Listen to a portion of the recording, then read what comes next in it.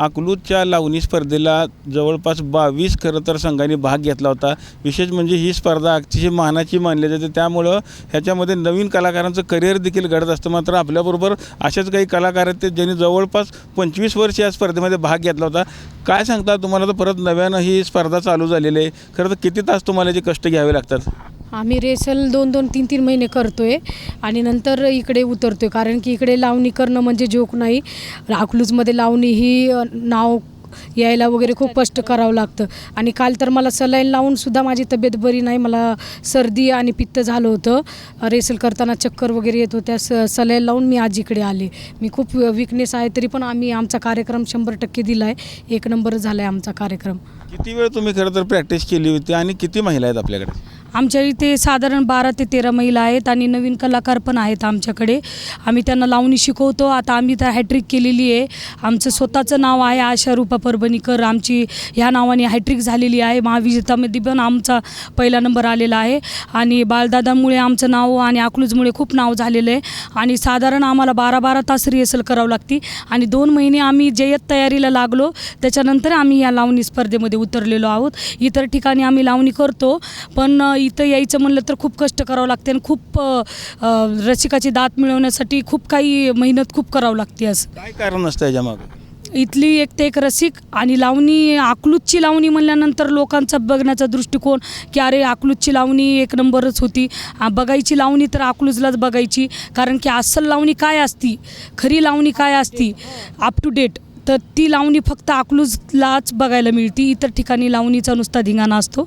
अकलूजला घुंगरापासून तर डोळ्याचे बोलसुद्धा कॅच होतात की बाबा कसं करतात, काय करतात, नृत्य कशी करतात, आदा कशी करतात, बैठकीची लावणी कशी होती, छक्कड कशी होती, उडाव लावणी कशी होती, हे सगळं बघून मार्क असतात।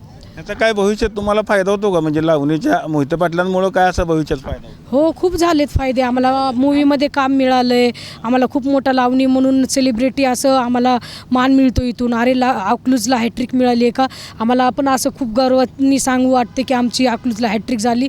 आणि आम्हाला लोकांकडून एवढं प्रतिसाद मिळतं की आम्हाला असं वाटतं अरे आम्ही पण सेलिब्रिटी आहे, अरे लावणीला पण खूप मान आहे। आता असं झालं की अकलूजला लावणी सुरू झाली आहे, तर आम्हाला असं वाटतं आमची दिवाळीच आहे। आम्ही 2-2 महिने एकदम ड्रेसिंगपासून सगळं choreographer, dance up to date करूनच इकडे सादर केली आहे लावणी। इतर ठिकाणी आपण बघितलं तर पुरुष मंडळी असतात समोर, खरं तर अकलूजमध्ये जोडीनं बघायला येतात। काय वाटतं तुम्हाला? खरं नाही, अगदी एकदम चांगलं आहे की स्वरूपा राणी मोहिते पाटील उर्फ आमच्या दिदी, लाडक्या दिदी, त्यांनी हा पुढाकार घेतला आणि लावणी महोत्सव स्पर्धा चालू केली। त्याच्यामुळं मी दिदींचं खूप आभार व्यक्त करते की त्यांनी हा वारसा चालू केला आणि आमच्या कलाकारांना खरं न्याय मिळवून दिला।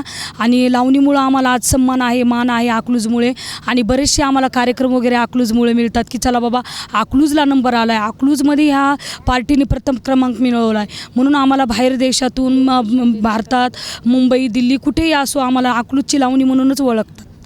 पहिल्यांदा नवीन आलेली, तर काय वाटतं ही बघितल्यानंतर सगळं? मी पहिल्यांदा आली, मी पहिलं पण केला होता, त्यानंतर ज्या टायमिंगला मला सेकंड चान्स पाहिजे होता त्यावेळेस बंद झालं, पण आता मला इतकी खुशी झाली की मी सेकंड टाईम मला चान्स भेटला करायला म्हणून। किती तास प्रॅक्टिस केली होती करायची? 2 महिने झालं प्रॅक्टिस करतोय आम्ही सगळे। काल सलाईन लावलं म्हणून होतं, अनेक मुली देखील आजारी पडल्या, तरी देखील तुम्ही इथं आलाय, काय कसं काय भावना तुमच्या?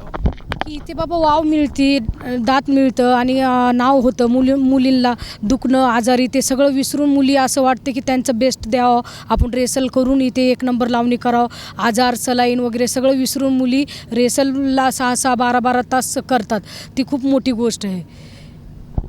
अकलूजहून कॅमेरामन जगदीश डांगे सर, रवी लवेकर, TV9 मराठी।